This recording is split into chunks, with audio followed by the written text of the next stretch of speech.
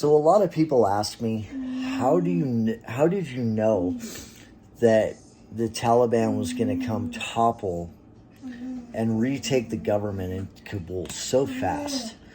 And I'll tell you exactly how I knew. I know because when I was over there back in 2010 or back in 10, I saw the way the Afghan army worked. I saw the way the Afghan National Police worked. They weren't very motivated. I'll tell you why they weren't motivated. They weren't motivated because they didn't have a reason to be motivated. Because here's the thing. Afghanistan's been in a perpetual civil war since 1979 when the Soviet Union invaded it. And they invaded it because they wanted rare earth metals. And that's like a whole different topic. But they have a lot of good raw natural resources underneath the mountains in Afghanistan because it's part of the Himalayas.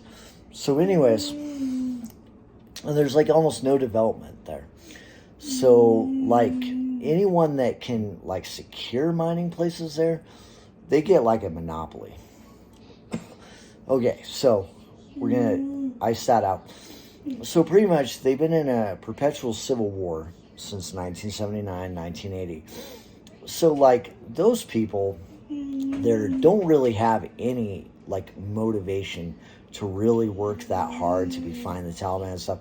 I mean, obviously, being from the United States as a Marine, being able to go back to the United States, it's like, okay, I'm just burning down the clock here, versus you can't say the same thing for like the Afghan National Army or the Afghan National Police, because that's not going to change for them. And they're going to spend like their whole lives there, essentially. And that's another reason why people were like scrounging to like climb on top of that airplane as it was taking off from Kabul and stuff, is because it's just not a great place to live, not a great environment. I mean, a lot of our ANA and ANP guys, they were on drugs constantly. I mean, I can't even tell you the amount of like heroin those people were on. They were like perpetually high. And, like some would say from like nonviolent communication, like that whole thing where you have to have empathy for other people, you'd feel the same way too. I'd feel the same way.